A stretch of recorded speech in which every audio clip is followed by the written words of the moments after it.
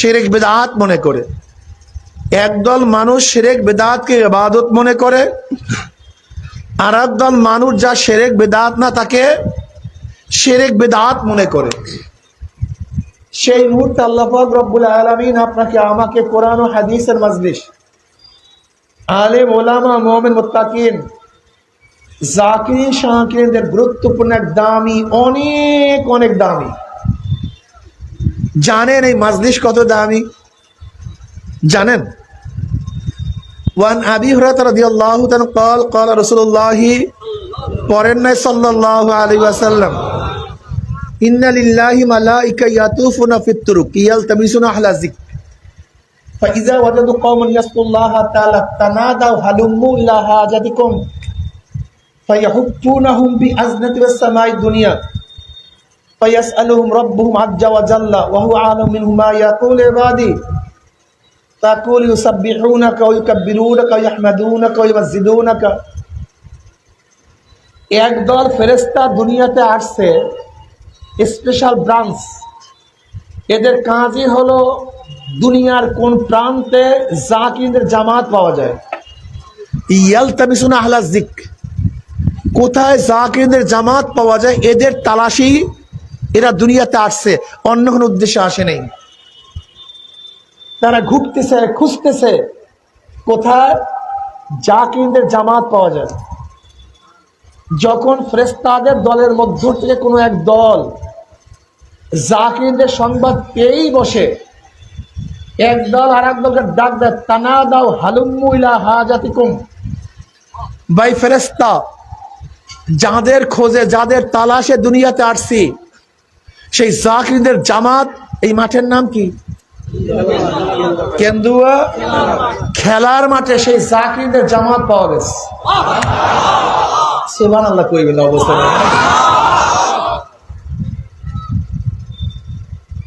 যখনই জাকিরদের জামাত ফেরেশতারা পায়, ওই সমস্ত ফেরেশতারা তাদের পাখনা দিয়া এই গোটা মাজলিসকে ঘিরতে ঘিরতে ঘিরতে ঘিরতে আসমান পর্যন্ত ঘিরিয়া ফেলায়।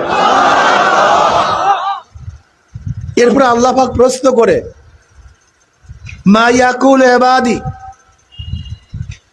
মা ইয়ামালু ইবাদি, এই প্রশ্ন করেন না, মা ইয়ামালু ইবাদি প্রশ্ন করেন নাই, কি বলছেন?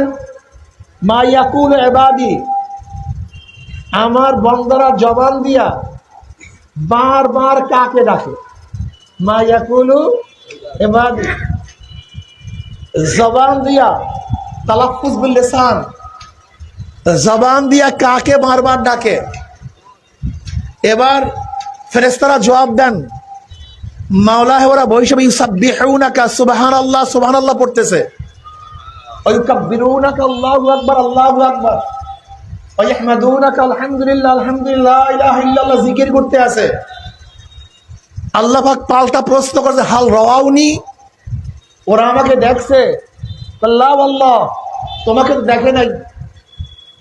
না দেখেই এত ডাকাডাকি, এত জিকির, যদি আমাকে দেখতো তাহলে অবস্থাটা কি হইতো? বলে মাওলা তোমার ইবাদতের মুশকিল থাকতো, দিনের কাজেই ব্যস্ত থাকতো, জিকিরের মধ্যে রগবা শওকাত আরো বাড়িয়া যাইতো। এবার আল্লাহ পাক বলেন, ওরা কি চায় আমার কাছে? বলে ইয়াসআলুনাকা জান্নাহ, বলে হাল রাওহা, ওরা আমার কাছে জান্নাত চায়। আল্লাহ পাক দেখছে জান্নাত? বলে না আল্লাহ, জান্নাত তো দেখে নাই। বলে জান্নাত না দেখেই এত চাওয়া চাই, যদি জান্নাত দেখতো অবস্থাটা কি হইতো? আল্লাহ জান্নাতের তালেই থাকতো। দুনিয়ার কাজ সব বাদ, সব কিছু ফেকের বাদ, জান্নাতের তালাশেই থাকতো, জান্নাতের আজমত বেড়ে যাইতো। বলে আমার বান্দারা, হে ফেরেশতারা, আমার বান্দারা এত কান্নাকাটি করে কেন? চোখ লাল কেন? ওদের পশম দাঁড়ায় গেছে কেন? তাকশাইরু মিনহু জুলুদুল্লাযিনা ইয়াখশাউনা রাব্বাহুম সুম্মা তালিনু কুলুবুহুম ওয়া জুলুদুহুম ইলা যিকরিল্লাহ আলাম ইয়ানিল্লাযিনা আমানু আন তাকশা কুলুবুহুম লিযিকরিল্লাহ ইন্নামাল মুমিনুনা আল্লাযিনা ইযা যুকিরাল্লাহু ওয়াজিলাত কুলুবুহুম। ওদের কলিজার মধ্যে কম্পন কেন? কিসের ভয়? কিসের ভয়ে চামড়া দাঁড়ায় গেছে, কাঁপা শুরু হয়েছে? পশম দাঁড়ায় গেছে, কিসের থেকে পানা চায়? বলে আল্লাহ জাহান্নাম থেকে পানা চায়। হাল রাহা, দেখছে জাহান্নাম? বলে না আল্লাহ, তোমার জাতে পাকের কসম খেয়ে বলছে জাহান্নাম তো দেখে নাই। বলে জাহান্নাম না দেখি এত চিল্লা চিল্লি কান্নাকাটি, যদি জাহান্নাম দেখতো অবস্থাটা কি হইতো? বলে মাওলা ভয়ে ভাগতো, এমন দৌড়াইতো জাহান্নামের কাছেই যাইতো না। ফেরেশতাদের জবাবে আল্লাহ পাক খুশি হয়ে গেছেন। এবার আল্লাহ পাক কি ঘোষণা দেন? উশহিদুকুম আন্নী কাদ গাফারতু লাহুম। ফেরেশতারা সাক্ষী দেন গোটা মাজলিসের বান্দাদের গুনাহ কথা সব মাফ করে দিয়েছে, সব মাফ। ইয়াকুলুল মালাকু মিনাল মালাইকাতি ফীহিম ফুলানুন লাইসা মিনহুম ইন্নামা জাআ লিহাজাতান ইয়াকুলুল্লাহ আযজা ওয়া জাল্লা হুমুল জুলাসা লা ইয়াশকা জালিসুহুম, রাহুল বুখারী। ফেরেশতার মধ্যে এক ফেরেশতা বলছে, মাওলা হে, তুমি সবাইকে মাফ করিও না। এই মাজলিসের মধ্যে সবাই জিকিরের জন্য আসে নাই, সবাই তোমার কাছে জান্নাতও চায় নাই, সবাই জাহান্নাম থেকে পানা নেওয়ার জন্য আসে নাই। এখানে কিছু লোক আসছে মাইক চালাবার জন্য, ওই যে কিছু লোক আসছে লাইট জ্বালাবার জন্য, ওই যে পিছনে কিছু লোক দেখা যায় আসছে সমালোচনা করার জন্য, ওই যে আর একজন লোক দেখা যায় আসছে অমুককে খোঁজার জন্য। তারা তো জিকির করে নাই, জিকিরের জন্য আসেও নাই, জান্নাতও চায় নাই, জাহান্নাম থেকে পানাও চায় নাই। তারা তো এই গুণে গুণান্বিত না। তুমি সবাইকে মাফ করিয়া দিলা। সবাইকে মাফ করছে কেন? যারা জিকির করছে, জান্নাত চাইছে, জাহান্নাম থেকে পানা চাইছে, তাদেরকে মাফ করো। ফীহিম ফুলানুন লাইসা মিনহুম, এর মধ্যে এমনও কিছু লোক দেখা যায় যারা এই গুণে গুণান্বিত না, তাদেরকে মাফ করছে কেন? এবার আল্লাহর জবাবটা কি শোনেন। কুল হুমুল জুলাসা লা ইয়াশকা জালিসুহুম। শুন ফেরেশতা, কে কোন কারণে ঢুকছে দেখার বিষয় নাই, যারা ঢুকছে সব মাফ। দেখেন, জমিদার বাড়ির বিবাহের কার্ড আপনি পান নাই, বিবাহের কার্ড পান নাই, কিন্তু যারা কার্ড পেয়েছে তাদের সাথে আপনি মেহমানখানায় ঢুকে গেছেন, আপনার কাছে কার্ড নেই, ঢুকছেন কাদের সাথে? কার্ডওয়ালাদের সাথে। আচ্ছা বলেন তো, এখন যে তকসিম করবে খাদিমদার কি বলবে ভাই কার্ড আছে কিনা, কার্ড আছে কিনা? না, এটা ইজ্জাত আবরুর খেলাফ। শাহী মেহমান খানায় গেট থেকে ঢোকার পরে কার্ড দেখিয়া দেখিয়া খানা দেওয়া হয় না। যারা ঢুকছেন কার্ডওয়ালাদের সাথে, যদিও আপনার সাথে কার্ড নাই, ঢুকছেন, কথা কয় না, যদিও আপনার কাছে কার্ড নাই, বসছেন। এখন কার্ডওয়ালাদের জন্য যে খাদ্য আপনার জন্য একই খাদ্য, কার্ডওয়ালাদের জন্য যে মেহমানদারি আপনার জন্য একই মেহমানদারি, কার্ডওয়ালাদের জন্য যে আপ্যায়ন আপনার জন্য একই আপ্যায়ন। যদিও আপনি কার্ডওয়ালা না, বসছেন কার্ডওয়ালাদের সাথে। যেরকম দুনিয়ার মধ্যে কার্ডবিহীন লোকগুলি কার্ডওয়ালাদের সাথে বসলে একই আপ্যায়ন আপ্যায়িত হতে পারে, ঠিক আমরাও গুনাহগার, নালায়েক, নাফরমান, এখানে হাজারো লোক আছে আল্লাহওয়ালা, জাকিরিন, শাকিরিন, যাদের সাথে মাওলার সাথে নিসবত আছে, সম্পর্ক আছে।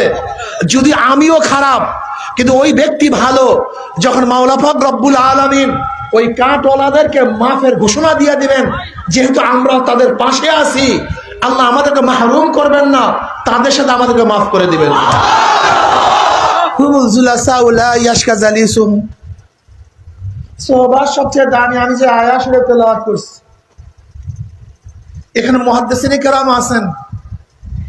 আমার গবেষণায় সোহবাতের চেয়ে দামি কোনো জিনিস নেই। সবচেয়ে দামি সোহবাত। বিশ্বাস হয় না? কোন মানুষ ধূমপান অবস্থায় জন্মগ্রহণ করে না। ও ধূমপান শিখলো কিভাবে? এক ধূমপানকারী সোহবাতে থাকার কারণে। মদ পান করিয়া জন্মগ্রহণ কেউ করে না। মদ ধরলো কিভাবে? মদ করে সোহবাতে থাকার কারণে। গাঁজা সেবন করিয়া দুনিয়াতে কেউ আসে না। গাঁজা সেবন করলো কিভাবে? গাঁজাওয়ালাদের সাথে থাকার কারণে। কলেমা পড়িয়া দুনিয়াতে কেউ আসে না। কলেমা পড়লো কিভাবে? কলেমার সাথে, কলেমাওয়ালার সাথে সম্পর্ক থাকার কারণে। নামাজ শিখিয়া দুনিয়াতে কেউ আসে না। নামাজ শিখলো কিভাবে? নামাজির সাথে থাকার কারণে। কথাটা বুঝাতে পারি না। আল্লাহর পরিচয় নিয়ে কেউ দুনিয়াতে আসে না।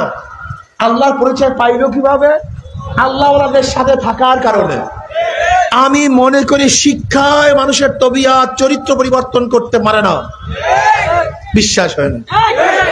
আপনারা দেখেছেন পত্রিকায় এসছে হেডলাইনে লাল কলমে, জাতীয় পত্রিকায়, সমস্ত শিক্ষিতই চোর না, কিন্তু যারা চুরি করে সবাই শিক্ষিত।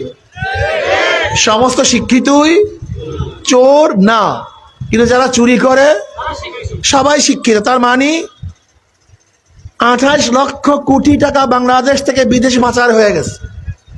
আপনারা অনেকেই জানেন না 28 লক্ষ কোটি টাকা কি। প্রতি বছর বাংলাদেশে এই বছর বাজেট হয়েছে 7 লক্ষ কোটি টাকার আশেপাশে। কয় লক্ষ কোটি? আর পাচার হয়ে গেছে 4 বছরের বাজেটের টাকা বিদেশে পাচার হয়ে গেছে। এই পাচার আমাদের দেশের কৃষকরা করে নেই, শ্রমিকরা না, জেলেরা না, তাঁতিরা না, রিক্সাওয়ালা না, ঠেলাওয়ালা না, কুলি না, মজদুর না, কোন মূর্খ লোক একটা টাকাও বিদেশে পাচার করতে পারে না। জানিই তো না মিয়া, ওরা কিভাবে পাচার করবে? এই জ্ঞানই তোর মধ্যে নেই। এই 28 লক্ষ কোটি টাকা পাচার কারা করছে? যারা বিসিএস কারা, বহু বড় শিক্ষিত। আজকে স্বাস্থ্য খাতের টাকাগুলি আমাদের দেশের খেটে খাওয়া মানুষগুলি মারে না, আত্মসাৎ করে না, ওই মেডিকেল থেকে যারা বের হয় তারাই করে। আজকে রাস্তার টাকা, পোলের টাকা, ব্রিজের টাকা আমাদের দেশে গরিব দুঃখী মেহনতি মানুষ একটা টাকা আত্মসাৎ করতে পারে না। কলমের খোঁচায় কোটি কোটি হাজার হাজার কোটি কোটি টাকা আত্মসাৎ কারা করে? ওই বুয়েট থেকে যারা পাস করছে। খুব ভালো মতো বোঝার চেষ্টা করবেন, বুয়েটে ভর্তি হওয়ার জন্য সবচেয়ে মেধার প্রয়োজন, ফার্স্ট ক্লাস মেধার প্রয়োজন। আবরার ফাহাদকে কারা হত্যা করছে? খুব ভালো মতো বোঝার চেষ্টা করবেন। আমি যে আয়াত শরীফ তেলাওয়াত করছি, আমি বাস্তব বাহ্যিক কিছু উদাহরণ দেব, মিলায় দেখবেন কথা সত্য না মিথ্যা। ওই ছেলেটা মেট্রিকে ভালো রেজাল্ট করছিল, জিপিএ 5, আইএ জিপিএ 5। কেননা বুয়েটে ভর্তি হওয়ার জন্য সবচেয়ে বেশি মেধার প্রয়োজন। তার মানে আপনারা দেখেছেন এই বছর মেট্রিকে যারা সর্বোচ্চ মার্কস পেয়েছে এরা কি বলছে? আমি এত ঘন্টা পড়াশোনা করছি, আমি mobile phone, Android mobile phone ব্যবহার করি না। যারা ভালো ছাত্র তারা অ্যান্ড্রয়েড মোবাইল ফোন ব্যবহার করার সুযোগ নেই, সময় নেই, এত পড়াশোনা করছে। তাই যেই ছেলেটা বুয়েটে ভর্তি হয়েছে মেট্রিক পর্যন্ত ভালো ছিল না খারাপ ছিল? আইএ পর্যন্ত। কিন্তু বুয়েটে যাওয়ার পরে খুনি হওয়ার কারণটা কি? ও খুনি হইল কিভাবে? একদিনে চিন্তা করছেন? মেধা তো ভালো, জ্ঞানের কোনো অভাব নাই, কিন্তু খুনিদের সাথে থাকার কারণে এই ভালো ছাত্রগুলি খুনি হয়ে গেছে। সোহবাতে তো মারাত্মক, সোহবাতে তো মারাত্মক। আপনারা দেখেছেন এই গতকালকের খবর, এক ছাত্র দলের ছাত্র আর এক ছাত্র দলের ছাত্রকে ছুঁড়ে মেরে দুনিয়ার থেকে বিদায় হয়ে গেছে। এ তো ছাত্র ছিল, ভালো ছিল, খুনি কে বানাইলো? সোহবাত। সব সোহবাত। সোহবাত দেশের দামি কোনো জিনিস নেই। সোহবাতের কারণে একজন ফেরেশতাও আজাজিল হতে পারে, আবার সোহবাতের কারণে একজন আজাজিলও ফেরেশতা হতে পারে। সোহবাত সবচেয়ে দামি, এর চেয়ে দামি কোনো জিনিস নেই। এখানে হাজারো মানুষ আছে যারা একসময় নামাজ পড়তো না, কিন্তু নামাজিদের সোহবাতে থাকার কারণে নামাজ কাজা করে না। আমার হাজারো কওমি মাদ্রাসা ছাত্র যেমন তেমন ছাত্র না, ভালো ছাত্র, ভালো রেজাল্ট করতো, ক্লাসে ফার্স্ট হইতো, কিন্তু এখন আর নামাজই পড়ে না। এরকম একজন দুইজন না, হাজারো দেখাতে পারবো। অর্থাৎ সোহবাতে যখন ছিল তখন ইবাদত করত, যখন সোহবাত থেকে খারাপ সোহবাতে চলে গেছে সব শেষ, কিচ্ছু নেই। আজকে বাংলাদেশের অবস্থা তো খারাপ কেন? আমি চ্যালেঞ্জ দিয়ে বলছিলাম বিভিন্ন জায়গায়, 1000 বছর যে এইভাবে চলতে থাকে, 1000 বছর দল পরিবর্তন করবেন, নেতা পরিবর্তন করবেন, কিন্তু মানুষের ভাগ্যের পরিবর্তন হবে না। এটা হওয়া সম্ভব না, হতে পারে না। তাহলে কেন? জনাব মুহাম্মদ রাসূলুল্লাহ সাল্লাল্লাহু আলাইহি ওয়াসাল্লাম নবুয়তি পাওয়ার পরে 23 বছর তিনি হায়াতে জিন্দেগি বসর করছেন। কয় বছর? 23 বছর। এর মধ্যে 13 বছর ছিলেন মক্কায়, মাত্র 10 বছর মদিনায়। এই 13 বছর কাজটা কি করছেন? এই 13 বছর কিছু লোক তৈরি করছেন, ক্রিম মুক্তা তুল্য, স্বর্ণ তুল্য, গোটা দুনিয়ার মধ্যে শ্রেষ্ঠ কিছু লোক তৈরি করছেন। কেমন লোক? খোদ আল্লাহ বলেছেন রাদিয়াল্লাহু আনহুম ওয়া রাদু আন। এই 13 বছর প্রতিবাদ করেন নাই, যুদ্ধ করেন নাই, শাসন করেন নাই। 13 বছর কিছু লোক তৈরি করছেন, যেই লোকগুলি এই পর্যায়ে পৌঁছে গেছে, নবী আলাইহিস সালাতু ওয়াস সালাম দুনিয়া থেকে বিদায় হওয়ার মাত্র কয়েক বছরের মধ্যে অর্ধ জাহান তারা শাসন করেছেন। আপনারা জানেন নবী আলাইহিস সালাতু ওয়াস সালাম দুনিয়া থেকে বিদায় হয়েছেন 11 হিজরিতে। 11 হিজরির পর আবু বকর সিদ্দিক রাদিয়াল্লাহু তাআলা ক্ষমতায় ছিলেন 18 মাস। ওমর ইবনে খাত্তাব রাদিয়াল্লাহু তাআলা 13 হিজরিতে ক্ষমতায় বসছেন। কয় হিজরিতে? নবী দুনিয়া থেকে বিদায় হয়েছেন 11 হিজরিতে। মাঝখানে 18 মাস আবু বকর রাদিয়াল্লাহু তাআলা আনহু। আর আবু বকর সিদ্দিক রাদিয়াল্লাহু তাআলা আনহুর সময়টা তো ফিতনা মিটাইতে শেষ। ফিতনার কোনো শেষ ছিল না, ফিতনার ফিতনা। এই ফিতনা মিটাবার পরে তিনি বাহিরে নজর দেওয়ার সুযোগই পান নাই। 13 হিজরিতে ওমর ইবনে খাত্তাব রাদিয়াল্লাহু দুনিয়াতে এসে খেলাফতে মাসনাদে বসছেন। 23 হিজরিতে দুনিয়া থেকে বিদায় হয়ে গেছেন। 10 বছর 6 মাস 6 দিন তিনি খেলাফতের দায়িত্বে ছিলেন। নবী আলাইহিস সালাতু ওয়াস সালামের বিদায় হওয়ার মাত্র কয় বছর বলতে পারি? 12 বছর, সর্বোচ্চ 12 বছর শাসন করছেন অর্ধজাহান। আপনি চিন্তা করতে পারছেন এরা কেমন 3% ছিল? অর্ধজাহান মাত্র কয় বছর? আর আমাদের 12 বছর এখন ফলাফল বালেগও হয় না।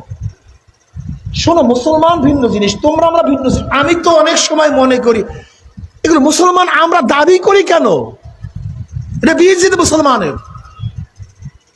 তুমি জানো রাজা দাহিরের জলদস্যু কর্তৃক একজন মুসলিম আক্রান্ত হয়েছিল, লাঞ্ছিত হয়েছিল। কয়জন? জোরে বলেন। মাত্র একজন। রাজা দাহিরের জলদস্যু কর্তৃক ওই মহিলাটা গিয়ে রাজা দাহিরকে নালিশ দিছে যে আমাকে অপমান করছে, অপদস্থ করছে। রাজা দাহির বিচার করেনি।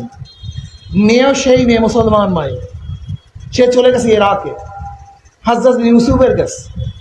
গিয়া বলতেছে আপনার মুসলমান সন্তানেরা, বাবারা, চাচারা, ভাইরা জিন্দা থাকতে আপনার এক মুসলিম বোন অপদস্থ হবে, অপমানিত হবে, আর আপনারা জিন্দা থাকবেন? এটা হয় কিভাবে? হাজ্জাজ বিন ইউসুফ বলছে দ্বিতীয় ওলীদের সময়, হাজ্জাজ বিন ইউসুফ দ্বিতীয় ওলীদের সেনাপতি ছিলেন। ওই সময় গোটা দুনিয়ার মধ্যে হাজ্জাজের তলোয়ার কি উপকার করছে, সমানে ক্ষতিও করছে। হাজ্জাজের তলোয়ার, হাজ্জাজ বিন ইউসুফের। যাই হোক, তখন তার কাছে স্বর্ণ ছিল না, স্বর্ণ নাই, বিভিন্ন জায়গায় লিপ্ত। হাজ্জাজ বলছে আমার কাছে স্বর্ণ নেই। মোহাম্মদ বিন কাসিম হাজ্জাজ বিন ইউসুফের জামাতা, জুবায়দার স্বামী। কাসিম, মোহাম্মদ বিন কাসিম, কাসিম হলো হাজ্জাজের আপন ভাই, হাজ্জাজ হলো মোহাম্মদের চাচা।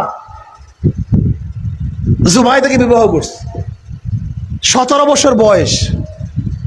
সে বলতেছে আমরা জিন্দা থাকতে আমার মুসলিম মেয়েকে অপমান করে অপদস্থ করবে, আর আমরা জিন্দা থাকবো? হতে পারে না, নাই আমি এই কাম, আমি জিন্দা থাকবো না। কি করবো? সৈন্য তো নাই। মোহাম্মদ বিন কাসেম নিজে খুঁজে খুঁজে খুঁজে খুঁজে এই কিছু যাদের যোগ্যতা নাই, সেরকম গুণ নাই, এরকম কিছু 5000 সৈন্য জোগাড় করছে। কয় হাজার? কিসের জন্য? কথা বলেন না কেন? বলেন তো। মুসলিম মেয়ে অপমান হয়েছে, অপদস্থ হয়েছে। আল মুমিনু কারজুল ওয়াহিদ, ইনিশতাকা আইনুহু ইশতাকা কুল্লু ওয়া ইনিশতাকা রাসুহু ইশতাকা কুল্লু। মুসলমান গোটা দুনিয়ার মুসলমান একটা শরীরের নেই। আমার আপন বোনের অপদস্থ করবে, আমার মনের মধ্যে রাগ আসবে, আর আমার মুসলিম মেয়েকে অপদস্থ করবে, আমার মধ্যে রাগ আসবে না, আসলে তুমি মুসলমানই না। তোমার সমস্যা ইসলাম বোঝোই নেই, তোমার সমস্যা এখানে তুমি ইসলাম বুঝো না। ইসলাম ভিন্ন জিনিস, ইমান ভিন্ন জিনিস। রওনা করছে মোহাম্মদ বিন কাসিম, লেকিন রাজা দাহির 1 লক্ষ সৈন্য জমা করছে, 1-2 জন না, 1 লক্ষ। আর মুসলমানের কাছে আর বিরুদ্ধে 1 লক্ষ। আর সেনাপতি মোহাম্মদ বিন কাসিম বয়স কত? 17। আর তোমাদের এখানে বয়স কত? বলে আমার ছেলেটা তো ছোট, নামাজ পড়ে না। বলে বয়স কত? বলে হুজুর 26 বছর হয়েছে। তোমার ছেলে কোনদিন বড় হবে না, কিন্তু মুসলমানের সন্তানরা অনেক আগেই বড় হয়ে গেছে। তোমার সন্তান বড় হবে না, তুমি তো মুসলমানের সন্তান না। মোহাম্মদ বিন কাসিম রহমাতুল্লাহ আলাইহি মাত্র 5000 সৈন্য নিয়ে রাজা দাহিরের 1 লক্ষ সৈন্যের বিরুদ্ধে আক্রমণ করছে। শুধু আক্রমণ করে নাই, বিজয় অর্জন করছে। রাজা দাহিরকে দুনিয়া থেকে বিদায় দিয়ে इसका नाम है मुसलमान, इसका नाम है मुसलमान। আরে কোথায় সে মুসলমান? যাই হোক, আমি যেটা বলতেছিলাম, এই মাজলিস অনেক গুরুত্বপূর্ণ, দামি সহবাস সবচেয়ে দামি। আজকে সব কিছু ধ্বংস হওয়ার কারণটা কি? এর কারণটা কি? আমাদের সহবাতকে এত নষ্ট করে ফেলছে, পরিবেশকে এত গান্ধা করে ফেলছে। একজন ভালো মানুষের সন্তান ভালো থাকবে এই গ্যারান্টি দেওয়া যায় না। গাঁজা, ঘরে ঘরে গাঁজা, ঘরে ঘরে ইয়াবা, ঘরে ঘরে মদ, ঘরে ঘরে নেশা। এটা পরিকল্পিত ভাবে, এটা পরিকল্পিত ভাবে তোমরা জানো না। আজকে বই পুস্তকের মধ্যে নাস্তিকতাবাদ, ডারউইনের থিওরি, জ্ঞান শিক্ষা দেওয়া হয়। আজকে স্পোর্টসের মাধ্যমে আমাদের মুসলমান বয়স্তা মেয়েদেরকে নাচানো হয়। অর্থাৎ লজ্জা, শরম, ইজ্জত, আবরুকে এমন ভাবে সংস্কৃতি সাজানো হয়েছে যাতে মুসলমানের কোনো চিহ্ন তাদের মধ্যে না থাকে। একদিনও চিন্তা করছেন ওলামায়ে কেরাম? সংস্কৃতিটা এমন ভাবে সাজানো হয়েছে যে আপনি চিন্তাও করতে পারবেন না। এই সমাজে জন্মগ্রহণ করে মুসলমান হবে সে নাস্তিক, মুসলমানরা জন্ম হবে ইসলামের সবচেয়ে বড় দুশমন হবে। আজকে দাড়ির বিরুদ্ধে, টুপির বিরুদ্ধে, লম্বা জামার বিরুদ্ধে, ইসলামের বিরুদ্ধে, শরিয়াতের বিরুদ্ধে কটূক্তি কারা করে? হ্যাঁ, কোন খ্রিস্টান করছে? ইহুদি করছে? কোন হিন্দু করছে? এই মুসলমানের জন্ম হওয়া, এই নামধারী মুসলমান ইসলামের সবচেয়ে বড় দুশমন। তুমি আশ্চর্য হয়ে যাও। আচ্ছা, একজন মুসলমানকে যদি আমি প্রশ্ন করি তুমি ইসলাম চাও কি চাও না, সে কি বলবে? যদি বলে চাই না, কথা বলেন, সাথে সাথে বেঈমান, সাথে সাথে বেঈমান। যদি প্রশ্ন করে তুমি নবীকে নেতা মানো কি মানো না, যদি বলে মানি না, সাথে সাথে বেঈমান। আপনি চিন্তা করতে পারছেন? যদি আমি তোমাকে প্রশ্ন করি তুমি কোরআন সুন্নাহর আইন মানো না তুমি ডেমোক্রেসি মানো, যদি বলে আমি কোরআন সুন্নাহর আইন মানি না, ডেমোক্রেসি মানি, ওলামায়ে কেরাম ফতোয়া দেন, ইমানের অবস্থা দেয়। চিন্তা করতে পারছেন? চিন্তা করতে পারছেন একদিনও? আহা, ইয়ে বরাত কা যা হয় তামাশা নেই। মনে কিছু নিয়েন না, কথা শুনেন ভালো মতো। কিয়ামতের ময়দানে বহু দাড়িওয়ালা, টুপিওয়ালা, জুব্বাওয়ালা, নামাজি, কপালের দাগ দেখবে লক্ষ লক্ষ জেনার গুনাহ, লক্ষ লক্ষ ব্যারেল মদের গুনাহ, লক্ষ লক্ষ সুদের গুনাহ। বলবে আল্লাহ আমি কোনোদিন তো মেয়ের দিকেও তাকাই নেই, মদ স্পর্শও করি নাই, সুদ খাই নাই, এত মদের গুনাহ আসলো কোথার থেকে? আল্লাহ বলবেন যাদেরকে ভোট দিয়া, সাপোর্ট করিয়া সংসদে মদের আইন পাশ করাইছো, তোর সমর্থন ভোট ছাড়া মদের আইন পাশ হইতো না। আরে বিয়াকুব, তোর কারণেই মদের আইন পাশ হয়েছে, এই দায়িত্ব কে গ্রহণ করবে? বিশ্বাস হয় না। ধরে নেন এখানে যুবকরা, এই এলাকার নাম কি কেন্দুয়ার, কিছু যুবক তারা চুরি করার জন্য নদীর উপরে যাবে, খালের উপরে যাবে, খেয়াল ভাই খেয়া দেয়। এখন যুবকরা বলতেছে এই মুরব্বী আমরা একটু চুরি করার জন্য যাব, আর তোমার খেয়া ব্যতীত চুরি করতে পারবো না, একটু ধাক্কা দিয়া দাও। খেয়াল অবস্থায় আমি তবলিগ করি, চরমরায়ের মুড়ি শুধু দেখো না আমার মাথায় পাক দিই, আমি নামাজ পড়ি, দেখো না কপালে দাগ পড়ে গেছে। আমি তোদের চুরির ভাগে টাকে নাই, কিন্তু তোরা যুবক মানুষ যে তোর চুরি করবি আর আমার খেয়া বেঁচে যেতে পারবি না, তোর চুরির ভাগে নাই, একটা ধাক্কা দিয়ে দিই। খেয়ালা চোরদেরকে একটা ধাক্কা দিয়ে দিছে, খেয়ালার কোনো দোষ আছে? পয়সা তো চুরির ভাগে নাই। কথা কয় না, কথা নাই, কি দিয়েছে একটু? তা তোমরা যারা ভোটের ধাক্কা দিয়ে সংসদে পাঠাইয়া জেনার আইন পাশ করাইছো, তোমার ধাক্কা বেঁচে জেনার আইন পাশ হইতো না, দায় দায়িত্ব কে নেবে? ও একটা সিল মারছেন না, একটা সিল, এই একটা সিল ইমান যাইতেও পারে থাকতেও পারে, চুরি হইতেও পারে নাও হইতে পারে, মদের আইন পাশ হইতেও পারে নাও হইতে পারে, জেনার আইন পাশ হইতেও পারে, এই একটা সিল।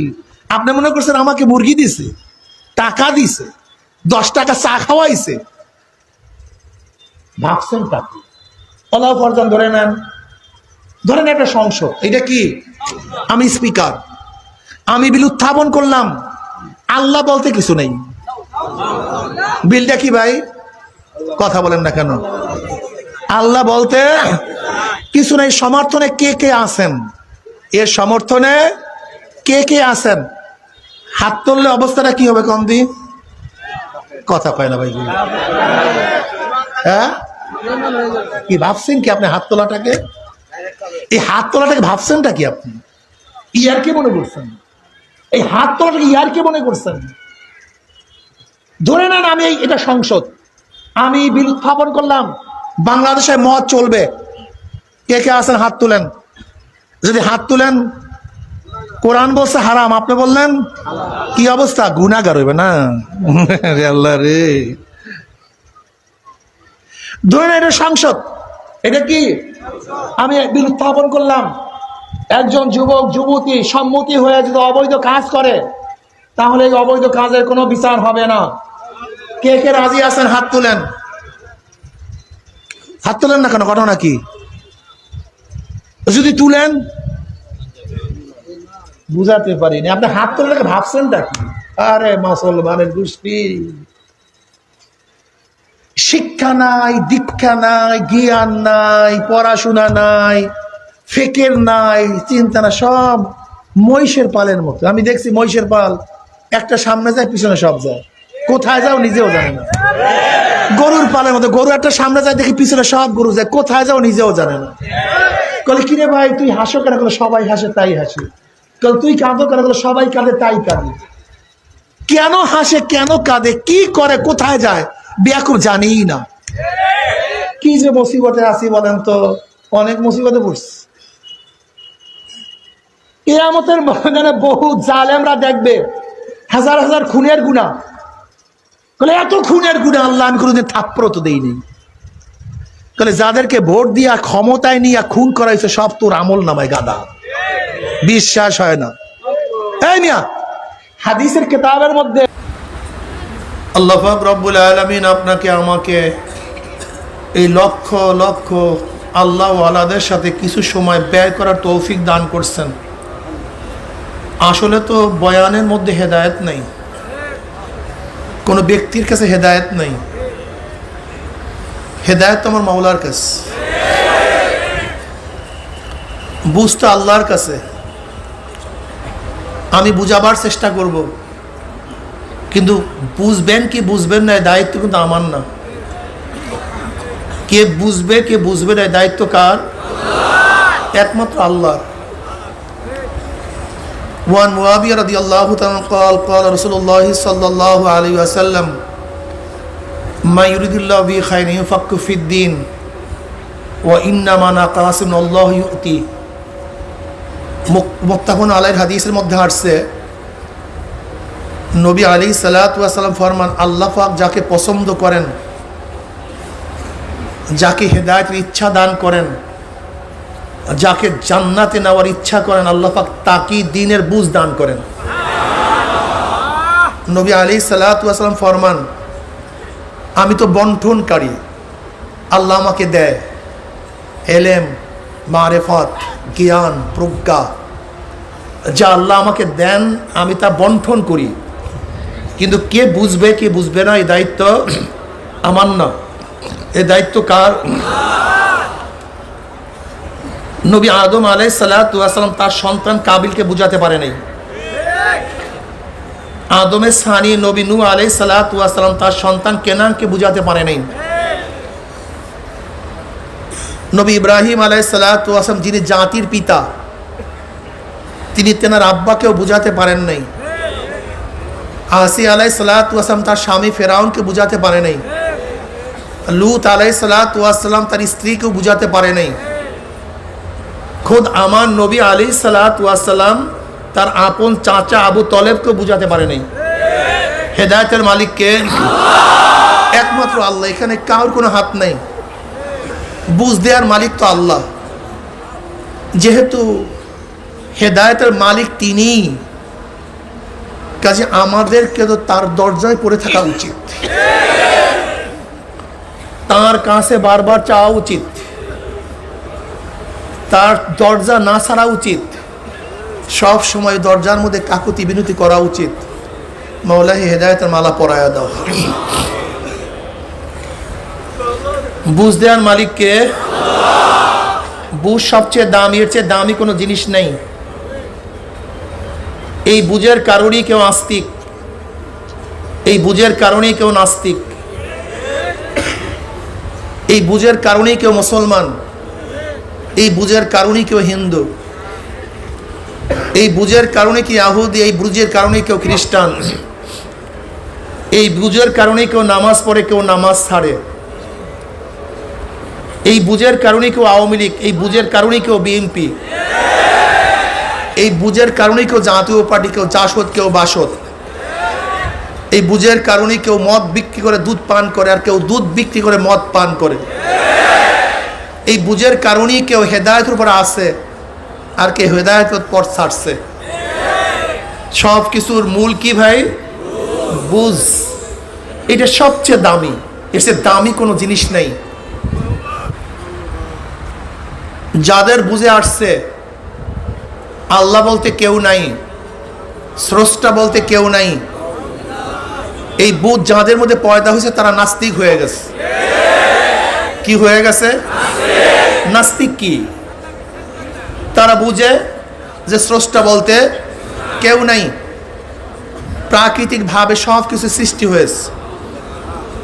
যদি তাদেরকে প্রশ্ন করা হয় তা আমরা কিভাবে সৃষ্টি হয়েছি, তারা জবাব দিবে সূর্যের খণ্ডের থেকে পানির সৃষ্টি, পানির ঢেউয়ের মধ্যে ফেনার সৃষ্টি, ফেনার মধ্যে পোকার সৃষ্টি, পোকার থেকে ব্যাঙের সৃষ্টি, ব্যাঙের থেকে বানর বা শিবপাঞ্জি বা অন্য অন্য প্রাণী, তার থেকে মানুষ সৃষ্টি।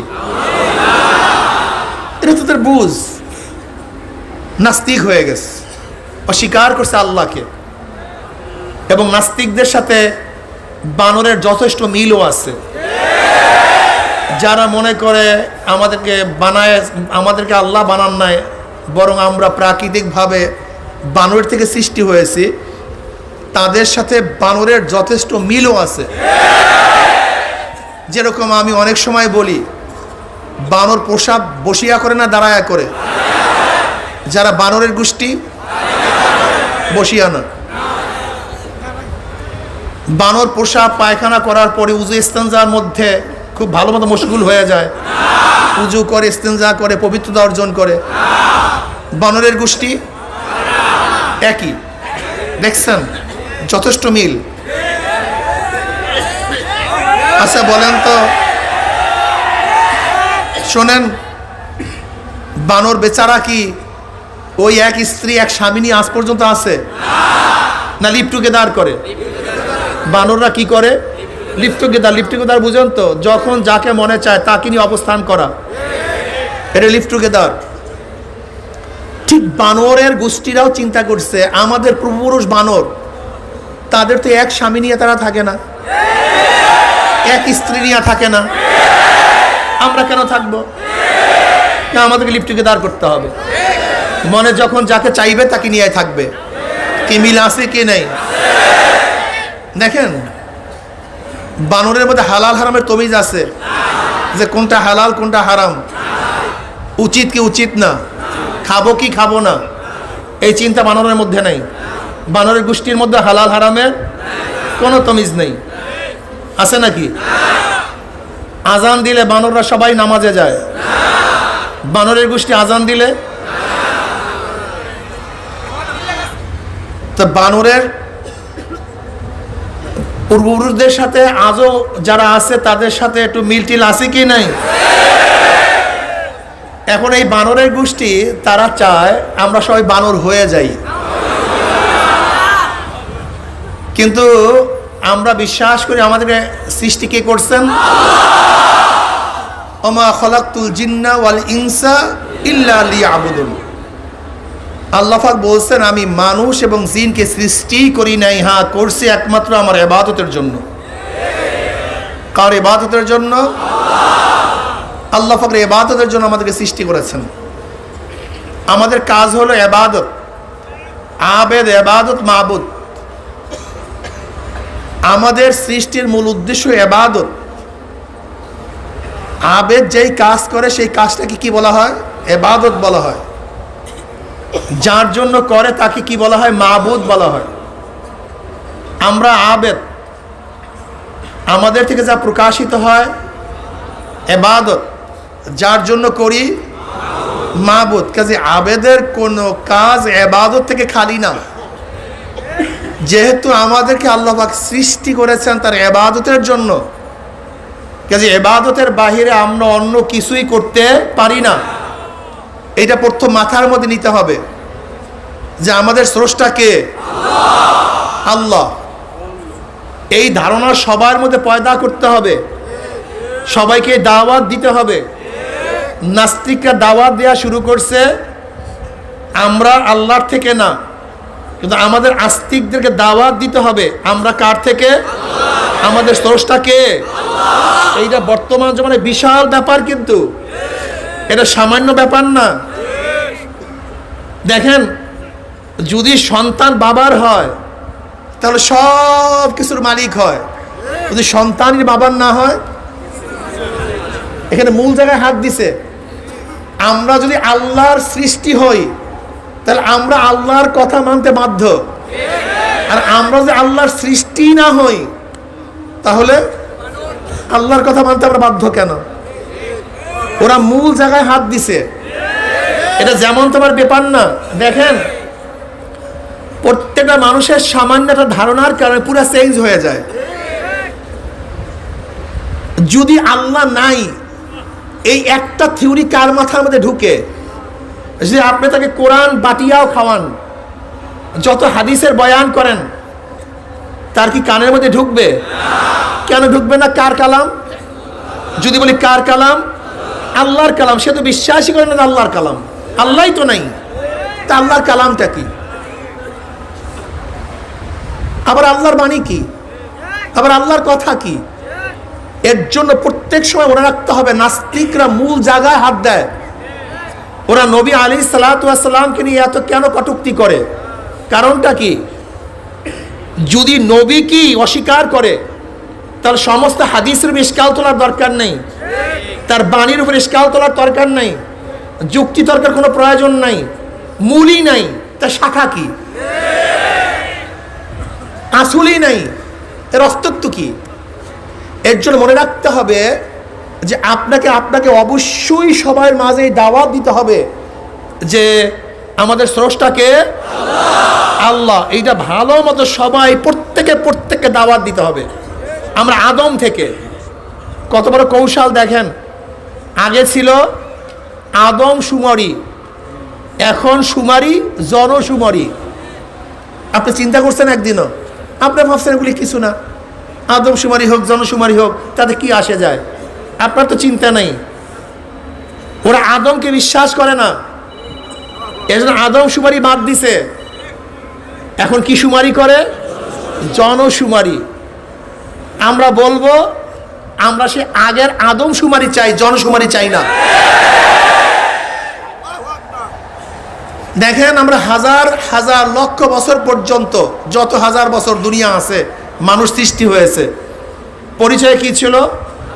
ফয়জুল করিম ইবনে ফজলুল করিম ইবনে সাহাদ।